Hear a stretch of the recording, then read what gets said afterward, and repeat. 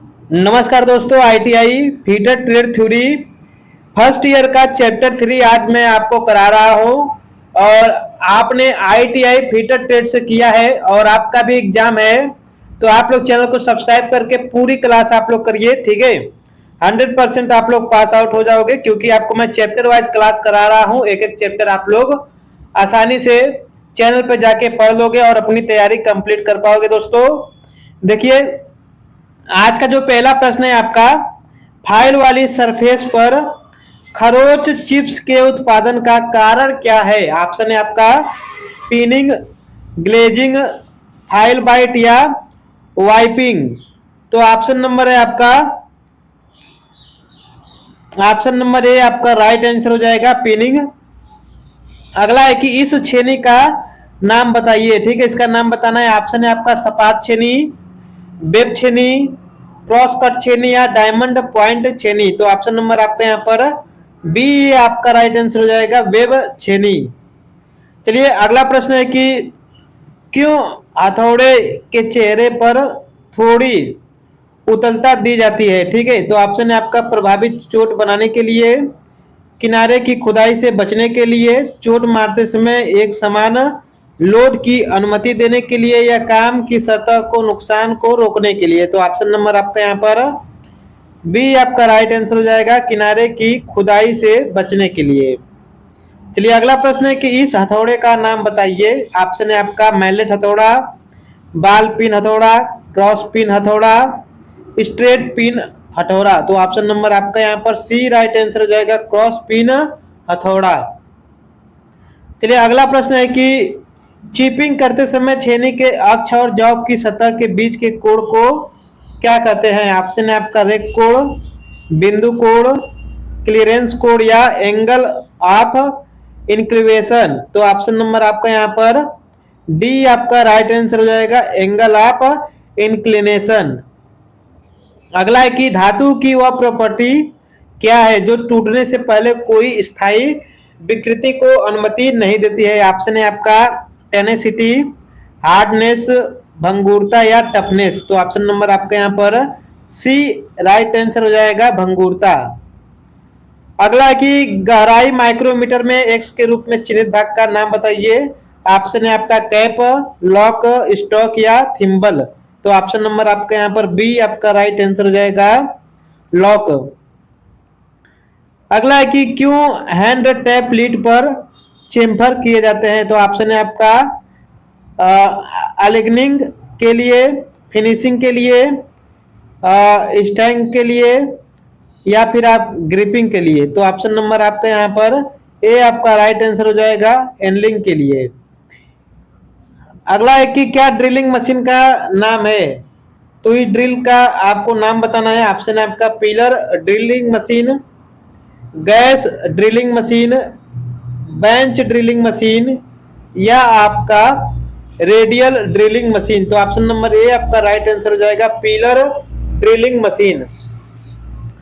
अगला है कि इस बाहरी माइक्रोमीटर की ब्रिटिश रीडिंग क्या होगी, ठीक है। तो ऑप्शन है आपका 0.309 या 0.329 या 0.359 या 0.360। तो ऑप्शन नंबर आपका यहाँ पर सी आपका राइट आंसर हो जाएगा, 0.359।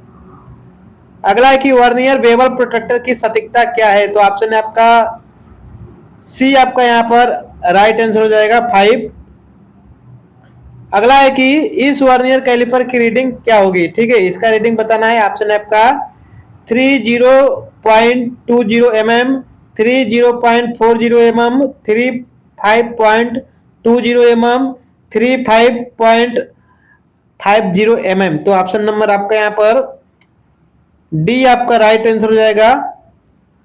अगला है कि क्यों सतह प्लेटो तनाव मुक्त अच्छे कास्ट आयरन से बने होते हैं। तो ऑप्शन है आपका क्षरण को रोकने के लिए, टूटने से रोकने के लिए, विकृति को रोकने के लिए या थर्मल विस्तार को रोकने के लिए। तो ऑप्शन नंबर आपका यहाँ पर सी आपका राइट आंसर हो जाएगा, विकृति को रोकने के लिए।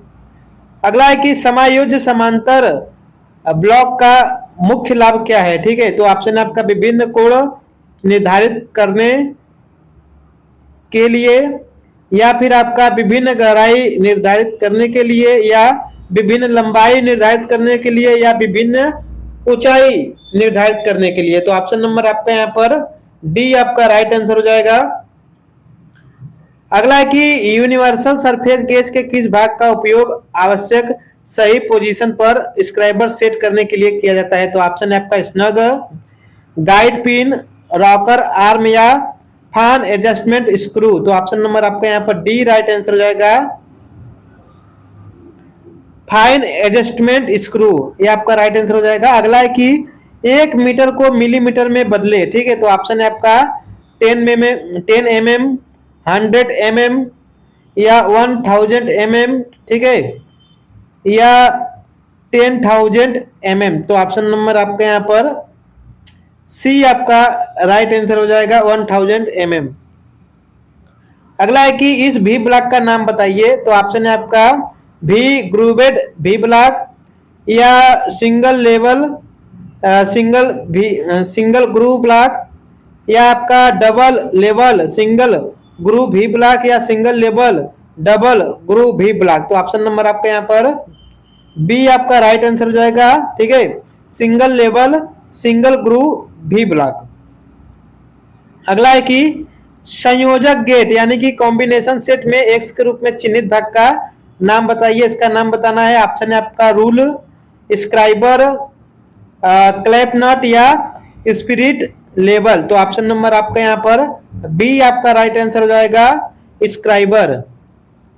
अगला है कि राउंड बार के केंद्र को खोजने के लिए किस कैलिपर का प्रयोग करते हैं। ऑप्शन है आपका inside caliper, jenny caliper, vernier caliper, या आउटसाइड कैलिपर। तो ऑप्शन नंबर आपका यहाँ पर बी राइट आंसर हो जाएगा, जेनी कैलिपर। अगला है कि छेनी में ए से चिन्हित कोड का नाम बताना है, ठीक है। तो ऑप्शन है आपका rake code, wedge code, cutting angle, या आपका क्लियरेंस कोड यानी निकासी कोड। तो ऑप्शन नंबर आपका यहाँ पर डी आपका राइट आंसर हो जाएगा, निकासी कोड। अगला है कि घुमावदार ग्रूवेस को काटने के लिए किस छेनी का प्रयोग किया जाता है। ऑप्शन है आपका फ्लैट छेनी, वेब छेनी, क्रॉस कट छेनी, या हाफ राउंड नोज छेनी। तो ऑप्शन नंबर डी आपका यहाँ पर राइट आंसर हो जाएगा, हाफ राउंड नोज छेनी। अगला है कि मार्किंग उद्देश्य के लिए उपयोग किए जाने वाले हथौड़े का वजन क्या है। तो ऑप्शन है आपका 200 ग्राम, 250 ग्राम, 300 ग्राम, या 450 ग्राम। तो ऑप्शन नंबर आपका यहाँ पर बी आपका राइट आंसर हो जाएगा, 250 ग्राम।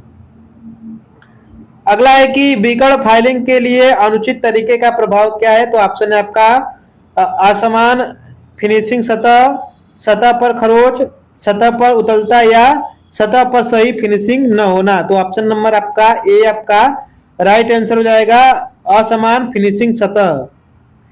अगला है कि वेल्डेड ज्वाइंट और कास्टिंग से अतिरिक्त धातु को हटाने के लिए किस छेनी का प्रयोग करते हैं। ऑप्शन है आपका फ्लैट छेनी, वेब छेनी, क्रॉस कट छेनी, या हाफ राउंड छेनी। ऑप्शन नंबर आपका यहाँ पर ए आपका राइट आंसर हो जाएगा, फ्लैट छेनी। इस फाइल का नाम बताइए, ठीक है। तो ऑप्शन है आपका rotary file, tinker file, wired file, या क्रॉसिंग फाइल। ऑप्शन नंबर आपका यहाँ पर ए आपका राइट आंसर हो जाएगा, रोटरी फाइल। अगला कि फाइल के फेस पर चौक क्यों लगाए जाते हैं। ऑप्शन है आपका अत्यधिक दबाव को कम करने के लिए, चिप्स को हटाने की दर बढ़ाने के लिए, पेनिट्रेशन और पिनिंग को कम करने के लिए, या पेनिट्रेशन और पिनिंग को बढ़ाने के लिए। ऑप्शन नंबर सी आपका राइट आंसर हो जाएगा, पेनिट्रेशन और पिनिंग को कम करने के लिए। अगला है कि फाइल चिप हेक्साब्लेड का उपयोग क्या है। तो ऑप्शन है आपका मुलायम धातु को काटने के लिए, हाई स्पीड स्टील को काटने के लिए, हाई कार्बन स्टील को काटने के लिए, या फिर आपका कंडुइट और अन्य पतली ट्यूबों को काटने के लिए। ऑप्शन नंबर आपका यहाँ पर डी राइट आंसर हो जाएगा। चलिए अगला है कि M10 इंटू 1.25 के लिए ड्रिल साइज की गणना कीजिए, ठीक है। तो ऑप्शन है आपका 8.8 mm, 8.7 mm, 8.75 mm, या आपका 8.65 mm। तो ऑप्शन नंबर आपका ए राइट आंसर हो जाएगा 8.8 mm। अगला है कि एक ड्रिल में फ्लूट टेस्ट के बीच के भाग का नाम बताना है। ठीक है, ऑप्शन है लिप, वेब, पॉइंट या आपका सेंक। तो ऑप्शन नंबर आपका बी राइट आंसर हो जाएगा वेब। इस वर्नियर बेवल प्रोटेक्टर की रीडिंग क्या होगी? ठीक है, तो इसके रीडिंग के बारे में आपको बताना है। ऑप्शन दिया गया है आपका 27.5 डिग्री 30 या 67.5 डिग्री 30 या आपका 157.30 या आपका 159.30। तो ऑप्शन नंबर आपका सी आपका यहाँ पे राइट आंसर हो जाएगा। अगला है कि इस बाहरी माइक्रोमीटर का कौन सा भाग मापने की सतह के बीच एक समान दबाव सुनिश्चित करता है? तो ऑप्शन नंबर आपका यहाँ पर निहाई, थिम्बल, स्पेंडल लॉक या रैचेट स्टॉप। तो ऑप्शन नंबर आपका यहाँ पर डी राइट आंसर हो जाएगा, रैचेट स्टॉप।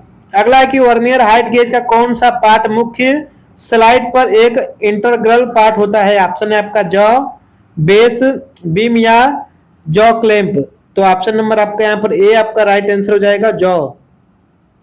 अगला है कि माइक्रोमीटर का सिद्धांत क्या है? तो ऑप्शन है आपका स्लाइडिंग, स्क्रू और नट, रेक और पिनियन या वार्म और वर्म व्हील। ऑप्शन नंबर आपका यहाँ पर बी राइट आंसर हो जाएगा, स्क्रू और नट।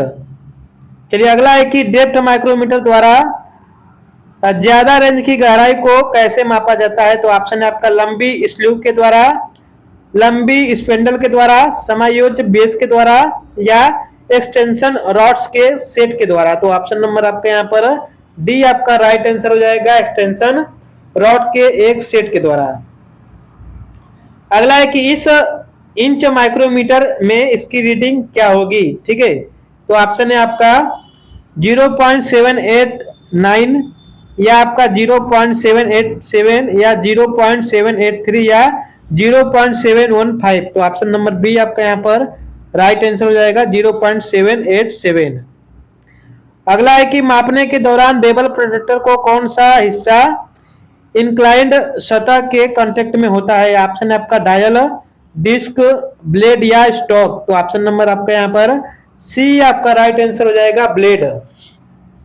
अगला है कि ड्रिलिंग मशीन में कौन सा भाग विभिन्न गति प्राप्त करने के लिए है? तो ऑप्शन नंबर आपका flat pulley, jockey pulley, step pulley या आपका fast and loose pulley. Option number आपका यहाँ पर सी राइट आंसर हो जाएगा, स्टेप पुल्ली। चलिए अगला प्रश्न है कि पेडेस्टर ग्राइंडर में एक्स के रूप में चिन्हित भाग का नाम क्या है? ठीक है, तो इसका नाम बताना है। ऑप्शन है आपका टूल रेस्ट, आई सील्ड, व्हील गार्ड या आपका ग्राइंडिंग व्हील। तो ऑप्शन नंबर आपका यहाँ पर ए आपका राइट आंसर हो जाएगा, टूल रेस्ट। अगला है कि इस फाइल का नाम क्या है? तो ऑप्शन है आपका hand file, रास्प cut file, single cut file या कवर्ड कट फाइल। तो ऑप्शन नंबर आपका यहाँ पर बी आपका राइट आंसर हो जाएगा, रास्प कट फाइल।